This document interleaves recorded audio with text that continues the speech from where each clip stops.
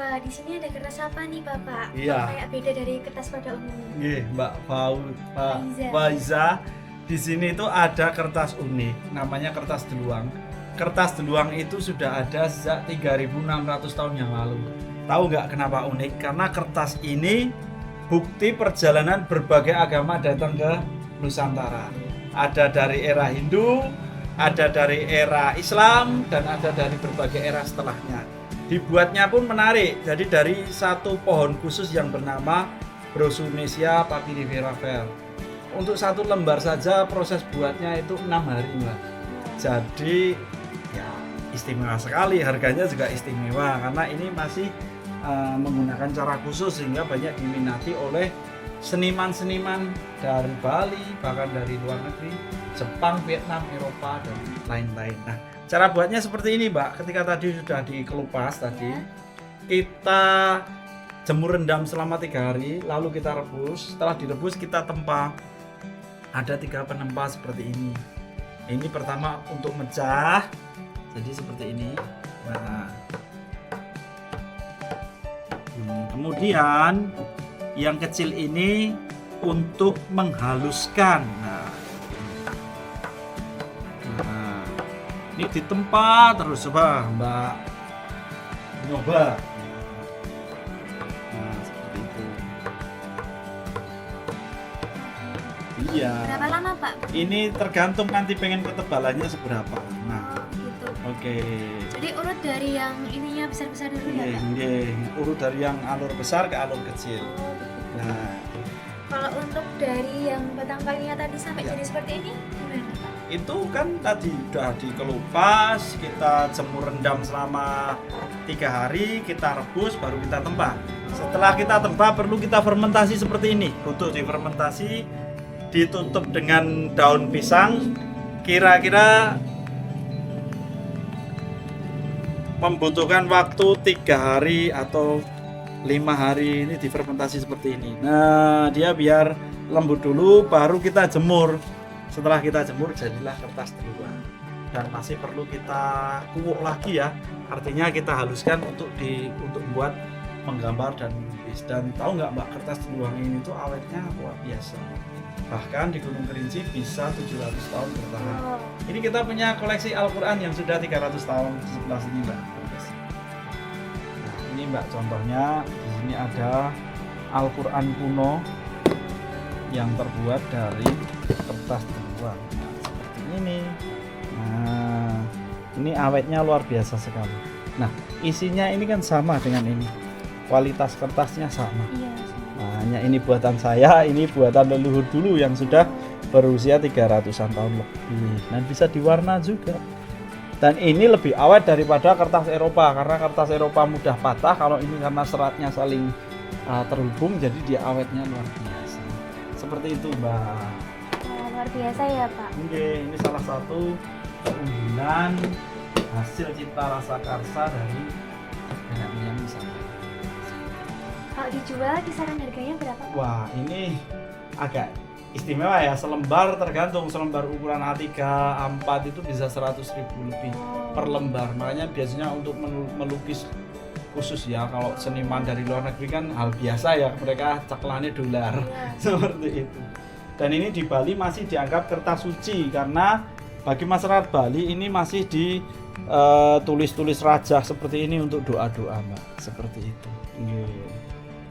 Oh, ini sama bahannya, Pak? Sama Tapi semua. kenapa jadi Bisa jadi wadah? dompet, bisa jadi buku notebook ya. Jadi ini tergantung kreativitas kita juga. Saya juga membuat kaos, tapi ya eman-eman ya. Sekarang sudah lebih ke kalau bisa untuk melukis ya, untuk melukis saja itu. Seperti ini kisah Aji Soko, ini dilukis seperti ini. Jadi ya mulai bereksperimen dengan kertas deluang ini, Mbak. Gitu. Ini kalau kena air jadi Ada kotor nggak, Pak? yang kuat, ada yang tidak, tergantung proteksinya di finishingnya. Kalau mau anti air banget itu ada nanti formula yang bisa bikin dia itu anti air gitu, waterproof. Tapi yang ini dia masih kena air ya masih. Tapi kalau ininya akrilik ya tetap kuat. Kan ini cat apa aja bisa masuk seperti itu. Apakah ada cara biar awet gitu, Pak? Sebenarnya sama konservasinya. Awet itu secara tradisi ya kita harus kasih asap-asapan setiap waktu tertentu. Makanya yang namanya dupa, menyan itu pentingnya.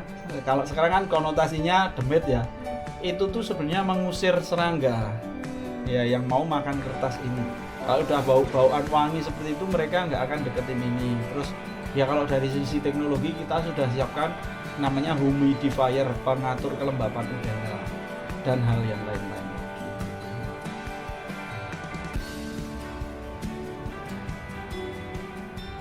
Faiza ya. Saya di sini izin mewawancarai Bapak terkait tentang wayang beber. Nggih. Dengan Bapak siapa? Nggih, perkenalkan Mbak Faiza, saya Indra Setiawan, tapi di sini saya dipanggil Indra Surengeno karena ada nama simbah yang saya letakkan di belakang nama saya selaku yang mendirikan Museum Wayang Beber Sekartaji. Nggih, salam ditepangan Mbak Faiza. Nggih, Nggih. salam kenal Bapak. Nggih. Yang pertama asal usul berdirinya Museum Wayang Beber ini. Jadi asal-usul berdirinya Museum Wayang Beber Sekartaji ini berawal dari rasa malu saya sebagai orang Nusantara ya. Ketika dulu tidak memikirkan tentang budaya, itu saya lampai, Mbak. Saya bekerja kira-kira 22-23 negara di Asia, Eropa waktu itu. Berjumpa dengan teman-teman 46 nationality yang berbeda-beda. Nah, teman-teman yang saya kagumi, negara-negara yang saya kagumi, ternyata saya kena batunya. Mereka bilang, ngapain kamu bodoh kesini? Kita semua, termasuk saya, itu teman saya yang dari Swiss itu, menabung seumur hidup itu hanya untuk mengajak keluargaku untuk mendatangi sebuah surga yang bernama Indonesia. Jadi dari situ kayak kena pukulan ya, Mbak. Jadi dari situ terus aku mau berbuat sesuatu nih, apa ya yang masih perlu diperjuangkan. Nah di situ karena melihat berbagai kekayaan budaya ini, saya melihat wayang beber itu masih perlu dipromosikan. Nah di situ saya berkeinginan untuk merintis sebuah museum yang berfokus kepada wayang beber, yaitu Museum Wayang Beber Sekartaji, Mbak Faiza. Untuk museum ini didirikan kapan sih? Museum ini didirikan tepatnya pada tanggal 1 Oktober 2017 dengan Condro Sengkolo, Semedi Cokro, Jawoto Aji. Dengan bermeditasi kita menuju pusat energi Tuhan. Nah, kalau Condro Sengkolo itu adalah coding-coding Jawa, Mbak. Di setiap kata itu mengandung unsur angka. Semedi itu 1, Cakra itu 5, Jawata 9, Aji 1. Kalau diangkakan kan 1951 itu tahun Jawa. Jika dikonversi ke tahun Masehi itu 2017 untuk tetenger pendirian Museum Wayang Beber Sekartaji. Seperti itu. Untuk alamat tepatnya berada di? Nah, alamat tepatnya ada di Jalan Pancasila nomor 805 Siten Kanutan RT 08 Sumbermulyo Bambang Wipuro Bantul. Lebih enaknya Pusat Pelestarian Bhinneka Tunggal Ika Kampung Pancasila, Pak. Untuk kesini itu tiketnya kisaran harga berapa ya, Pak? Di sini tiketnya macam-macam, Mbak. Kalau untuk warga ataupun orang domestik ya kita ada tiket umum seperti museum-museum yang pada lainnya yang ada di Yogyakarta. Kita ada nominal 20.000 untuk di tahun-tahun ini. Tapi ada tiket khusus ketika ada paket wisata seperti luar negeri, pengen belajar gamel, pengen tinggal di sini beberapa hari untuk belajar Pancasila ataupun pertanian, itu ada tiket kekhususan, Mbak, tergantung seberapa besar menu-menu kegiatan budaya yang mereka inginkan. Dari Museum Wayang Beber ini apa yang membedakan, Pak, dengan wayang lainnya? Oke, jadi wayang beber ini ada yang bilang nenek moyangnya wayang kulit Purwo, tapi saya tidak akan di situ ya. Saya menganggap bahwa wayang beber ini memang sesuatu yang indah sekali sebenarnya, karena ini sebuah gambaran yang apa ya, Mbak, lebih dari sekedar lukisan. Mau lukisan termahal seperti apapun, diceritakan oleh kurator sehebat apapun tidak akan melebihi tahtanya wayang beber, karena diceritakan dengan sinden, dengan alunan gamelan dan yang lainnya. Ini adalah luar biasa sekali dan hasil karya asli dari leluhur Nusantara yang genuine, yang asli. Dan wayang beber ini sendiri bahkan menurut saya menginspirasi menjadi babonnya film, karena dalam film itu terdapat setiap detik terdapat 25 gambar ya per frame ya lah. Kalau wayang beber ini kan ada 5 gambar nanti, tapi gulungnya kan pelan-pelan, jadi bisa berapa jam gitu, tapi intinya sama. Jadi intinya wayang beber itu adalah budaya tutur, budaya lisan yang dibantu oleh satu peristiwa yang tergambar di dalam sebuah kelir seperti itu. Oke, cerita dari wayang beber yang sangat berkesan itu adalah cerita Sutasoma. Dia tentang pengorbanan. Ada cerita Panji. Panji itu Mbak, cerita Dewi Sekartaji Panji itu kan Mbak mungkin belum tahu ya, disebarkan sejak abad 11 sampai 277 kisah lebih. Hingga hari ini cerita Panji itu ada di Thailand. Ada di SD Thailand itu ada cerita Inau, itu dari kata Inu Kertopati dari si Panji itu. Di sana masih jadi cerita wajib untuk negara Thailand. Bagaimana cerita-cerita sini bisa mempengaruhi Asia Tenggara. Dan cintanya itu bukan seperti Romeo and Juliet lah, cinta direstui minum racun.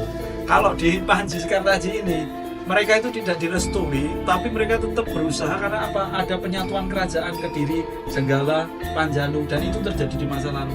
Jadi di sini membuka ruang baru bahwa cinta itu tidak sekedar apa ya, romantisme yang manis-manisan dan lain-lain, tapi benar-benar ada satu kekuatan rasa. Bahkan kerajaan aja bisa bersatu kok.